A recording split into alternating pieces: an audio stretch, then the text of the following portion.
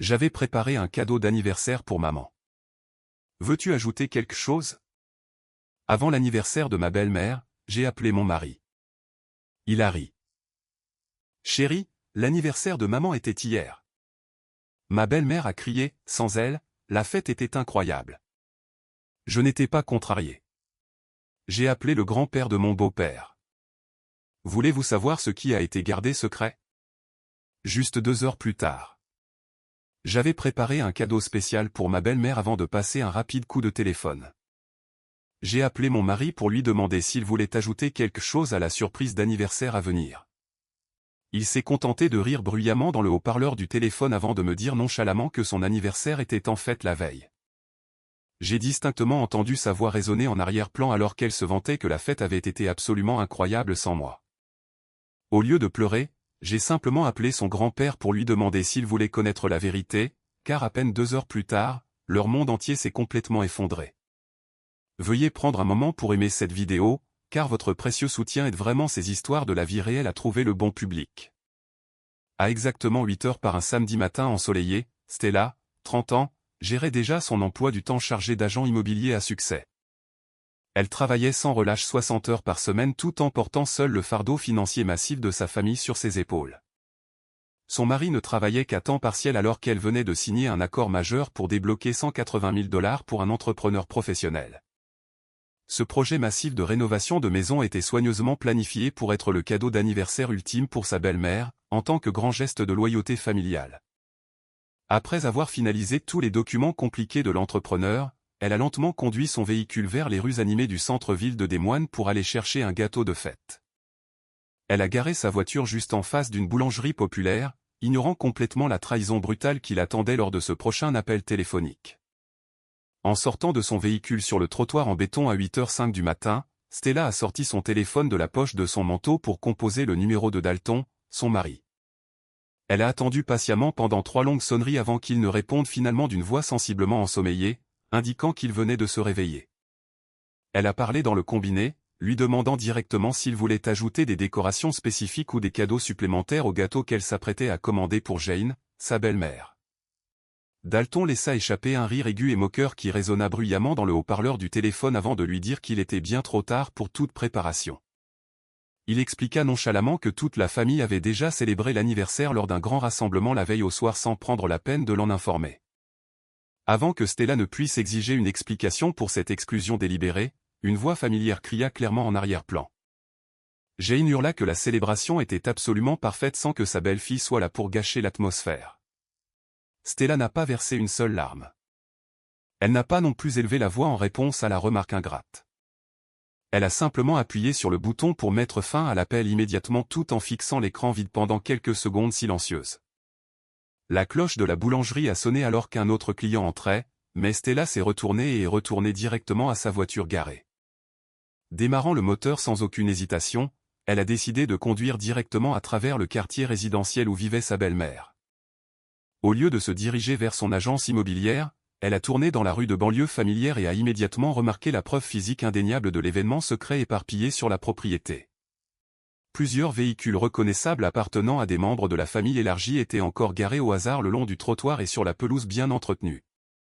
Elle a clairement repéré le grand VUS argenté de tante Gloria bloquant l'allée principale aux côtés de 2 autres berlines appartenant à des cousins de l'extérieur de la ville. D'énormes sacs poubelles noirs débordant de papier cadeau jetés et de bouteilles de vin coûteuses vides étaient empilés négligemment près du trottoir, attendant d'être ramassés.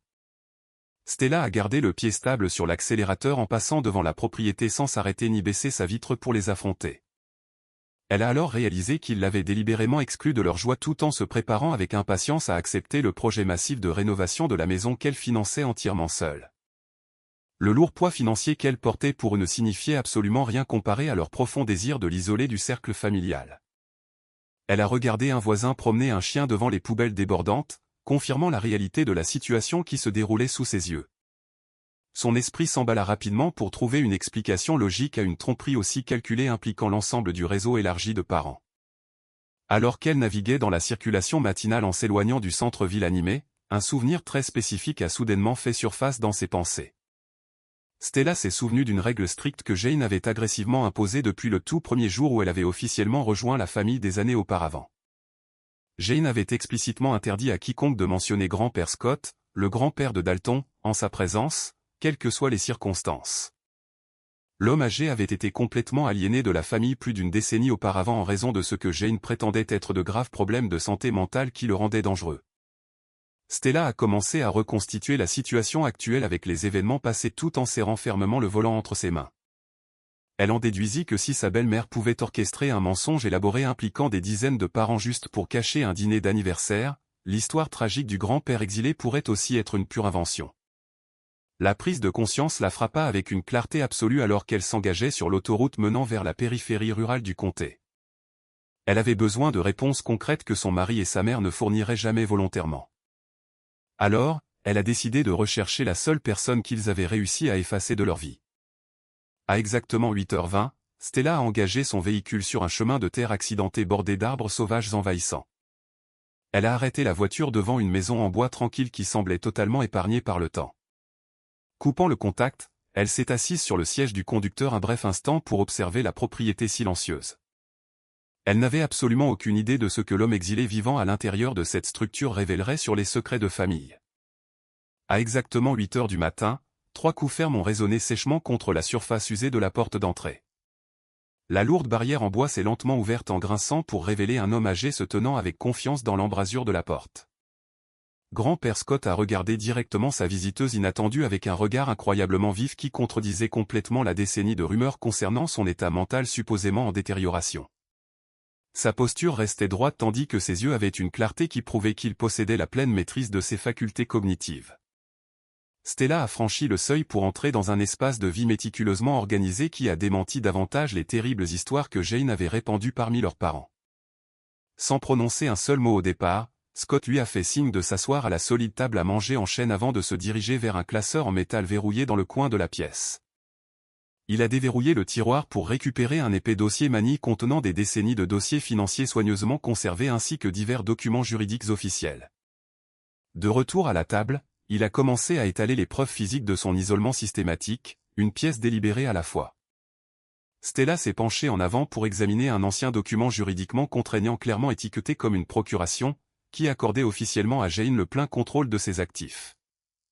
À côté de ce document juridique spécifique, il a placé plusieurs relevés bancaires consécutifs montrant des retraits massifs et continus qui ont entièrement vidé ses fonds de retraite en l'espace de quelques mois seulement.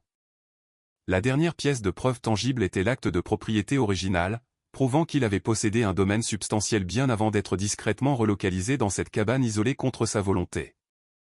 Il a souligné les chronologies manipulées qui ont permis au transfert massif de richesses de se produire complètement à l'insu du reste des membres de la famille élargie. Scott a tapoté son index usé contre les relevés bancaires vides tout en maintenant un contact visuel intense avec sa petite-fille par alliance. Il a expliqué calmement que Jane ne voulait pas simplement prendre son argent pour son propre bénéfice financier personnel. Il a déclaré clairement qu'elle avait activement besoin que toute la famille croie qu'il n'était plus mentalement compétent pour prendre ses propres décisions indépendantes. En convainquant tout le monde que son esprit déclinait rapidement, elle a réussi à éliminer toute possibilité que leurs parents écoutent un jour sa version de l'histoire. Il a décrit la réalité suffocante de se réveiller un jour pour se retrouver entièrement coupé de sa propre lignée sans posséder les moyens financiers de se défendre légalement. Il a raconté l'impuissance absolue de n'avoir aucun avocat, aucun réseau de soutien et nulle part où se tourner pour une assistance professionnelle lorsque son propre membre de la famille a utilisé son âge avancé contre lui. Il a passé des années piégé dans cette maison, incapable d'engager un avocat parce que ses comptes étaient complètement gelés par la personne qui était censée être son principal gardien. Stella a écouté attentivement chaque mot prononcé, absorbant la réalité terrifiante de son isolement forcé, tout en notant le manque criant de ressources disponibles pour les personnes vulnérables confrontées à une exploitation financière similaire. Après avoir soigneusement replacé les documents sensibles dans leur dossier désigné, Scott s'est adossé à sa chaise en bois et a croisé les bras sur sa poitrine. Il a étudié Stella pendant un long moment avant de lui demander directement pourquoi elle avait décidé de le rechercher en ce samedi matin particulier. Stella n'a pas hésité à raconter les événements impliquant le rassemblement d'anniversaire secret qui avait eu lieu la veille au soir. Elle a détaillé le bref appel téléphonique avec Dalton et la preuve visuelle indéniable dont elle a été témoin à l'extérieur de la maison familiale peu de temps auparavant. Scott a écouté toute la séquence des événements sans interrompre son explication une seule fois. Alors qu'elle finissait de parler, Un profond froncement de sourcils s'est formé sur son visage pendant qu'il traitait mentalement les tactiques trompeuses familières qui étaient à nouveau déployées. Il a posé ses mains à plat sur la table en bois et a livré une conclusion glaçante concernant la situation actuelle qui se déroulait autour d'eux. Il a déclaré avec une certitude absolue que Jane exécutait actuellement sur Stella la même manipulation psychologique qui avait réussi à détruire sa propre vie 10 ans auparavant. Il l'a averti que la retirée de la fête d'anniversaire n'était que la toute première étape d'un plan beaucoup plus vaste visant à discréditer sa position au sein de la hiérarchie familiale. Le lourd silence qui a suivi sa déclaration de mauvais augure a été brusquement rompu par une vibration mécanique soudaine qui a résonné bruyamment dans la pièce silencieuse. Stella a plongé la main dans la poche de son manteau pour récupérer son appareil cellulaire qui sonnait avec insistance dans l'atmosphère tendue. L'écran numérique lumineux s'est immédiatement allumé pour afficher clairement le nom du contact de tante Gloria qui tentait de la joindre. À exactement 9h15 du matin, Stella a appuyé sur le bouton vert d'acceptation de son appareil cellulaire vibrant pour parler avec tante Gloria. La femme plus âgée a immédiatement commencé à parler d'un ton très préoccupé, demandant directement si Stella était actuellement admise dans une chambre de l'hôpital local. Gloria a rapidement expliqué que Jane s'était tenue devant toute la famille la veille au soir pour annoncer que Stella souffrait d'une condition médicale qui se détériorait rapidement. La parente inquiète a précisé en révélant que les membres de la famille réunis avaient collecté une somme substantielle d'argent liquide pour aider à couvrir les frais médicaux imminents. Gloria a spécifiquement mentionné avoir vu Jane fourrer des enveloppes épaisses remplies de billets de $100 dans son sac à main de créateur tout en faisant semblant d'essuyer de fausses larmes de chagrin. Stella se tenait complètement immobile au centre de la cabane en bois pendant que son esprit traitait l'ampleur absolue de la tromperie financière orchestrée par sa belle-mère. Elle a réalisé instantanément que la célébration secrète de l'anniversaire n'était qu'une histoire de couverture commode conçue spécifiquement pour faciliter une collecte de fonds frauduleuse en utilisant sa propre identité.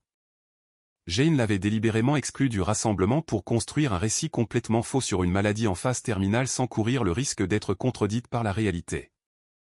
Sans perdre une seconde de plus en plaisanteries inutiles, Stella a déconnecté l'appel actif avec sa tante pour contacter immédiatement le directeur général de l'entreprise de construction professionnelle. Elle a parlé avec une autorité absolue dans le récepteur, ordonnant au chef de projet d'arrêter instantanément tous les travaux prévus sur la propriété de banlieue jusqu'à nouvel ordre.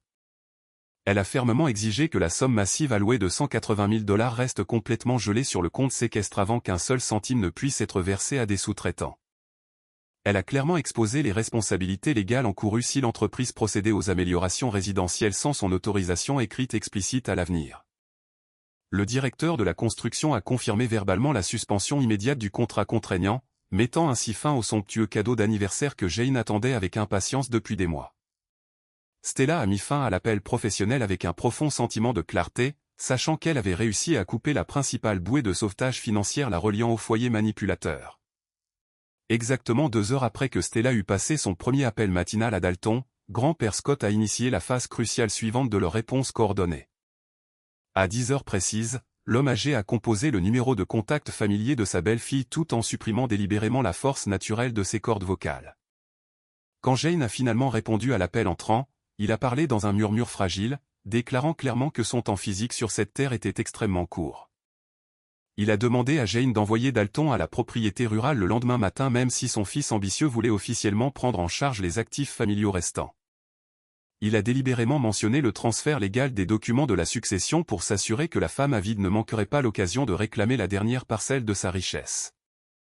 Jane a accepté avec empressement l'invitation sans un seul moment d'hésitation, s'aveuglant complètement sur le piège calculé tendu par l'homme qu'elle avait rejeté 10 ans auparavant.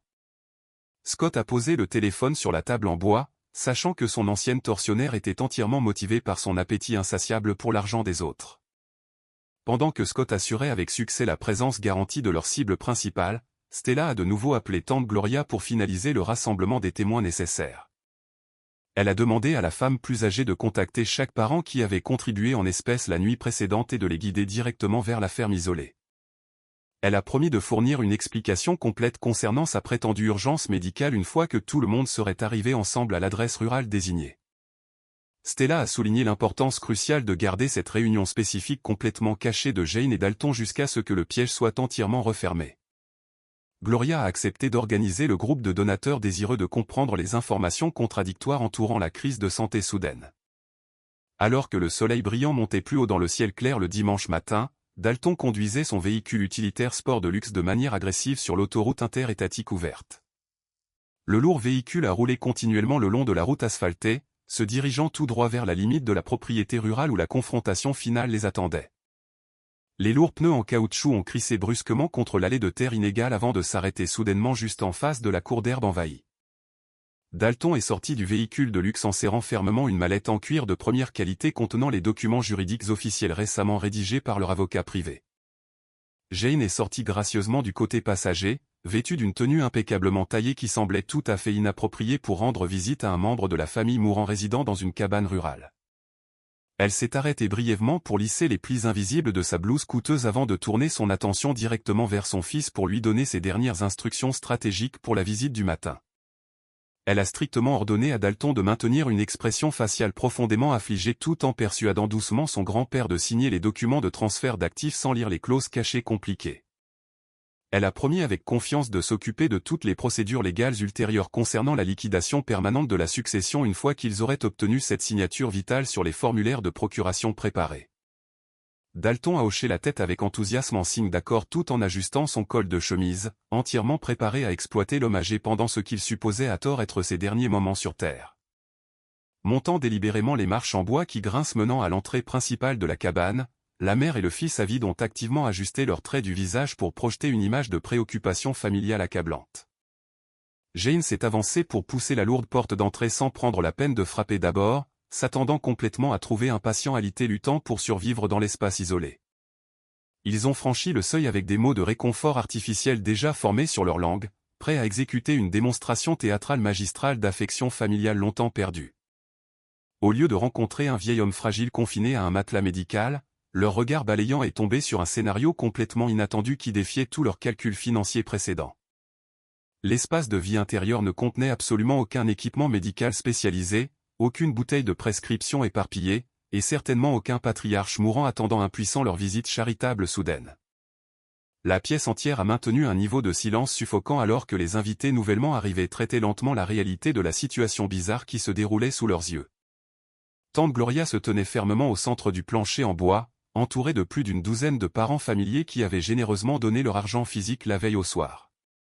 Ces membres de la famille élargie avaient traversé entièrement la ligne du comté spécifiquement parce qu'ils exigeaient d'entendre une explication directe de Stella concernant sa prétendue urgence médicale. Ils se sont disposés sur les chaises en bois disponibles et le long des murs structurels, projetant une aura collective de profonde suspicion mêlée à une irritation croissante envers les nouveaux arrivants. Personne n'a offert un salut traditionnel ou un sourire poli lorsque Jane et Dalton sont entrés avec confiance dans la pièce, choisissant plutôt de maintenir un silence dur et jugeant. Les donateurs méfiants gardaient les bras croisés défensivement sur leur poitrine, attendant patiemment que la vérité soit révélée. Après avoir été convoquée à cet endroit isolé sans aucun détail préliminaire, Gloria s'est positionnée directement sur le chemin de la porte, servant efficacement de barrière humaine, bloquant toute voie de fuite potentielle immédiate pour le couple mère-fils trompeur. Avant que Jane ne puisse formuler une excuse plausible pour expliquer le rassemblement bizarre qui se déroulait à l'intérieur de la propriété rurale, le bruit de pas lourds a résonné clairement depuis le couloir adjacent. Stella a émergé du couloir sombre, marchant côte à côte avec grand-père Scott, qui se portait avec une force physique indéniable qui contredisait complètement la conversation téléphonique trompeuse précédente. L'homme âgé se tenait incroyablement droit, les épaules carrées, ne montrant absolument aucun signe de la maladie en phase terminale que Jane avait ardemment anticipé d'exploiter pour son propre gain financier égoïste. Stella a regardé fixement son mari et sa belle-mère, tenant une épaisse pile de dossiers médicaux authentiques dans ses mains tout en dégageant une aura d'autorité absolue et inflexible. La présence physique indéniable d'un grand-père en parfaite santé se tenant juste à côté d'une belle-fille en parfaite santé a instantanément brisé le réseau élaboré de mensonges financiers que Jane avait soigneusement construit. Le sourire confiant qui avait auparavant décoré le visage de Jane s'est complètement évaporé dans l'air alors que ses yeux se sont fixés en permanence sur le regard profondément impitoyable que lui adressait tante Gloria. Stella s'est avancée avec une intention délibérée tout en plaçant calmement une épaisse pile de dossiers d'examen médical général récent directement sur la table en bois poli. Elle a tourné son attention vers les membres de la famille élargie rassemblés avant de parler d'une voix remarquablement stable qui a imposé un silence absolu dans toute la pièce. La forte tension dans l'air s'est visiblement épaissie alors que tout le monde attendait avec anxiété d'entendre la vérité indéniable directement de la supposée patiente qu'ils avaient financée. Je n'ai jamais été admise dans un établissement hospitalier récemment, et je n'ai jamais autorisé quiconque à collecter des dons financiers en mon nom, a déclaré fermement Stella. Elle a invité toutes les personnes présentes dans la pièce à examiner de près les rapports de médecins officiellement tamponnés, prouvant qu'elle possédait une santé parfaitement normale sans aucune condition terminale que ce soit. Elle a délibérément pointé du doigt les résultats de laboratoire impeccables confirmant sa capacité physique à travailler 60 heures par semaine sans nécessité d'intervention médicale spécialisée. Tante Gloria a immédiatement pivoté sa posture physique pour faire face à sa parente trompeuse tout en exigeant une explication complète concernant l'argent physique manquant collecté la nuit dernière. Tu te tenais dans mon salon hier soir, prenant des milliers de dollars à nos parents en prétendant que ta belle-fille se battait pour sa vie, a crié agressivement Gloria. Elle a pointé un doigt accusateur directement sur le sac à main coûteux suspendu à l'épaule de Jane, demandant de savoir exactement où se trouvaient actuellement les fonds d'urgence. Jane a fait un pas soudain en arrière tout en agrippant nerveusement les poignets en cuir de son sac à main de créateur, tentant désespérément de formuler une excuse plausible pour ses actions. Elle a balbutié une série de phrases fragmentées, affirmant qu'il y avait simplement eu un énorme malentendu concernant les détails spécifiques d'une procédure médicale mineure. Elle a essayé de convaincre la foule en colère qu'elle avait seulement accepté l'argent, avec l'intention de le garder en sécurité sur un compte d'épargne pour les urgences futures. Avant que la femme manipulatrice ne puisse finir de construire sa fragile toile de mensonges, grand-père Scott est intervenu directement au centre de la confrontation animée. Il a jeté une collection distincte de documents juridiques fanés sur la même surface en bois, juste à côté des dossiers médicaux modernes que Stella venait de fournir. Il n'a pas pris la peine de raconter les détails historiques spécifiques de sa propre souffrance, choisissant plutôt de laisser les documents officiels démontrant le vol financier systématique parler d'eux-mêmes. Il a simplement déclaré que cette femme avait utilisé la même stratégie trompeuse impliquant de fausses urgences médicales pour voler ses fonds de retraite une décennie plus tôt. Les donateurs assemblés se sont penchés en avant pour inspecter les relevés bancaires vieux de 10 ans ainsi que les actes de propriété originaux montrant des transferts d'actifs non autorisés vers les comptes personnels de Jane. Plusieurs parents ont halté de manière audible en reliant mentalement les deux événements distincts, réalisant qu'il assistait actuellement à la même tactique de manipulation psychologique en cours de recyclage. Ils ont compris clairement que Jane fabriquait régulièrement de graves crises médicales pour isoler les membres vulnérables de la famille tout en exploitant simultanément la panique environnante pour son gain financier personnel. La preuve physique indéniable posée sur la table a complètement brisé le faux récit que Jane avait passé toute la soirée précédente à construire parmi ses pères fortunés. Dalton a essayé d'élever la voix pour défendre les actions de sa mère, affirmant que la famille réagissait de manière excessive à un simple malentendu au sujet d'un cadeau d'anniversaire. Sa faible tentative de maintenir le contrôle a lamentablement échoué alors que la foule en colère a complètement ignoré ses excuses pathétiques en faveur d'une demande de responsabilité financière immédiate concernant les fonds volés.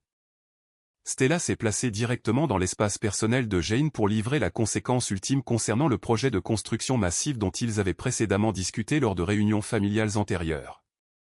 Les entrepreneurs professionnels ont reçu mes instructions explicites ce matin de mettre fin de manière permanente à l'ensemble de la rénovation résidentielle, a déclaré Stella sans rompre le contact visuel direct avec la femme plus âgée. Elle a confirmé que le fonds massif de 180 000 $ resterait gelé en permanence sur le compte séquestre plutôt que d'améliorer la propriété de banlieue de sa belle-mère. Jane a ouvert la bouche pour protester contre la perte soudaine de son somptueux cadeau d'anniversaire, mais s'est trouvée complètement incapable de formuler une réponse verbale cohérente. La prise de conscience qu'elle avait perdu à la fois le projet de rénovation massif et l'argent des dons volés a visiblement drainé la confiance arrogante restante de son visage. Les murmures silencieux initiaux circulant parmi les parents trompés se sont rapidement transformés en un chœur assourdissant d'indignation absolue dirigé entièrement contre la femme manipulatrice. Le groupe en colère d'anciens donateurs a physiquement encerclé Jane dans un cercle serré tout en exigeant agressivement le retour immédiat de leur argent volé. Gloria a élevé la voix au-dessus du bruit chaotique résonnant à l'intérieur de la cabane en bois pour lancer un ultimatum financier strict dirigé entièrement contre la femme tremblante. Elle a fermement exigé que Jane rende immédiatement chaque dollar collecté lors du rassemblement frauduleux ayant eu lieu la veille au soir avant que quiconque ne quitte les lieux. Gloria a en outre demandé aux membres de la famille réunis de documenter officiellement leurs contributions monétaires individuelles tout en vérifiant soigneusement chaque transaction en espèces échangées sous de faux prétextes. Les parents indignés ont rapidement sorti leurs appareils cellulaires pour enregistrer la confrontation en cours tout en déclarant verbalement leur intention collective de préserver toutes les preuves tangibles. Plusieurs cousins plus âgés se tenant près de l'entrée principale ont clairement averti la mère trompeuse qu'ils n'hésiteraient pas à contacter les autorités locales pour déposer des plaintes officielles pour vol. Ils ont présenté un front uni n'offrant absolument aucune marge de négociation concernant la restitution immédiate de leurs fonds d'urgence volés. Jane se tenait complètement figée au centre de la foule hostile tout en cherchant désespérément une issue inexistante pour éviter les graves conséquences juridiques qui se refermaient rapidement sur elle. Grand-père Scott a frappé lourdement les planches de bois massif avec sa canne pour faire taire instantanément les disputes croissantes qui menaçaient d'envahir le salon. Il s'est positionné directement en face de son petit-fils trompeur tout en maintenant une posture physique rayonnant une autorité absolue sur l'ensemble du domaine rural. Dalton ne recevra jamais le droit légal de gérer une quelconque partie de mes biens personnels ou de mes propriétés immobilières, a déclaré le patriarche âgé d'une voix tonitruante qui a résonné dans toute la maison. Il a précisé au public stupéfait que son avocat privé spécialisé en succession exécuterait officiellement les modifications légales nécessaires à sa fiducie vivante dès le lendemain matin. Il a explicitement déclaré son intention de révoquer tous les documents précédemment rédigés qui auraient pu accorder à Dalton un accès futur à la fortune familiale. Cette déclaration publique a effectivement rompu le dernier lien qui restait, connectant la femme avide et son fils désespéré à la richesse substantielle qu'ils avaient ardemment anticipé de voler. Scott a regardé les deux manipulateurs avec des yeux complètement dépourvus de toute chaleur familiale, ayant réussi à récupérer l'agence personnelle qu'il lui avait volée une décennie plus tôt. La réalité écrasante de la perte permanente de la propriété agricole lucrative tout en faisant simultanément face à de graves accusations criminelles a finalement pénétré la mentalité incroyablement arrogante de Dalton. Il a tourné agressivement son corps vers sa mère pour déchaîner un torrent continu d'accusations vicieuses concernant son plan directeur profondément défectueux. Il a crié furieusement que son avidité insatiable avait complètement détruit son avenir financier tout en entraînant intentionnellement sa réputation personnelle dans un cauchemar juridique irréversible. Il a explicitement blâmé Jane pour avoir orchestré toute la fausse crise médicale qui menaçait maintenant de les envoyer tous les deux dans un pénitencier d'État pour fraude organisée. Après avoir verbalement démoli sa propre mère devant le public stupéfait, l'homme désespéré a rapidement tourné son attention vers sa femme silencieuse. Dalton a désespérément tendu les mains dans une tentative pathétique d'attraper Stella par les manches de son manteau tout en la suppliant abondamment de lui pardonner immédiatement. Il l'a supplié d'utiliser son influence professionnelle pour calmer les parents en colère tout en promettant de couper définitivement tous les liens avec sa mère manipulatrice. Allant de l'avant, Stella n'a pas prononcé une seule syllabe en réponse à la démonstration pathétique de remords artificiels qui sortait continuellement de la bouche de son mari. Elle a simplement fait un pas délibéré en arrière pour éviter ses doigts agrippants avant de dézipper calmement le compartiment principal de son sac fourre tout en cuir. Plongeant la main dans l'espace intérieur sombre, elle a récupéré un document juridique parfaitement net contenant sa signature officielle déjà fermement apposée sur la ligne pointillée désignée. Elle a pressé avec force la demande de divorce remplie à plat contre la poitrine de Dalton, le forçant à saisir instinctivement les lourds documents avant qu'ils ne tombent sur le plancher en bois. Elle a vu ses yeux s'écarquiller d'horreur absolue en lisant le titre juridique en gras confirmant la dissolution permanente de leur union conjugale. Sans attendre d'observer ses autres réactions à la séparation légale contraignante, Stella a tourné le dos à la scène chaotique qui se déroulait à l'intérieur de la cabane en bois. Elle est sortie délibérément par la porte d'entrée dans la lumière du soleil matinal, laissant la femme autodestructrice et son fils se déchirer mutuellement dans la prison inéluctable de leur propre fabrication. Exactement 6 mois après la confrontation explosive à l'intérieur de la cabane rurale, le juge président du tribunal central de Des Moines a officiellement finalisé la procédure de divorce contraignante. Stella a définitivement rompu ses liens juridiques contraignants avec le foyer manipulateur sans leur fournir un seul dollar de soutien financier continu ou de pension alimentaire ordonnée par le tribunal. Privée entièrement de ses revenus immobiliers substantiels, la montagne massive de dettes de cartes de crédit secrètes que Dalton avait accumulées aux côtés des prêts à la consommation excessive de Jane est rapidement devenue mathématiquement impossible à maintenir. Le couple mère-fils trompeur s'est retrouvé complètement submergé par les taux d'intérêt composés, les forçant à liquider à la hâte leurs propriétés de banlieue lourdement hypothéquées juste pour éviter la faillite totale. Ils ont été légalement contraints de vendre la maison physique bien en dessous de sa valeur marchande réelle pour satisfaire désespérément les collecteurs de dettes acharnés qui les poursuivaient dans plusieurs États. De plus, les parents élargis enragés ont refusé d'abandonner la question sérieuse concernant les dons d'anniversaire volés, lançant officiellement une série de poursuites civiles agressives pour récupérer leur argent collecté frauduleusement.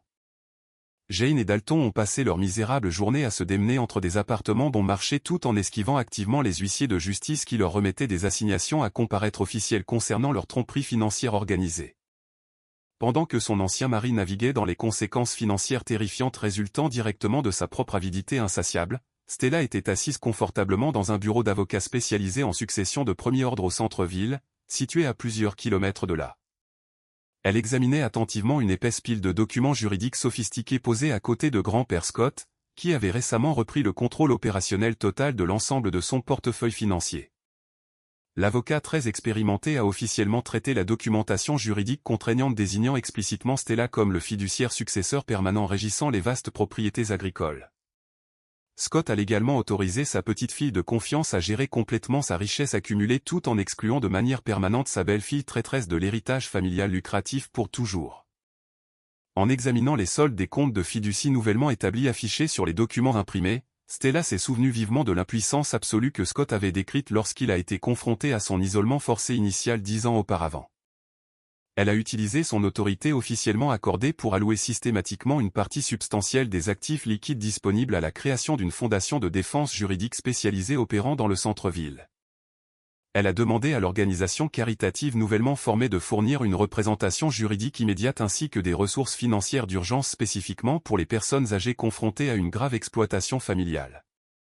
L'organisation caritative juridique spécialisée s'est également fortement concentrée sur l'aide aux femmes isolées cherchant une extraction légale permanente d'environnements domestiques très abusifs ou financièrement manipulateurs similaires à son propre mariage précédent. Après avoir obtenu les dernières signatures légales requises sur les documents d'enregistrement étendus de la Fondation, Stella a rassemblé ses effets personnels pour quitter la suite juridique silencieuse. Elle a franchi délibérément les lourdes portes en verre appartenant à l'immeuble de bureau professionnel, sortant directement dans la chaude lumière du soleil de l'après-midi, illuminant le trottoir en béton animé à l'extérieur. Elle a navigué sur le trottoir urbain bondé avec un rythme confiant et régulier, s'embarquant dans un avenir complètement indépendant régi entièrement selon ses propres termes spécifiques.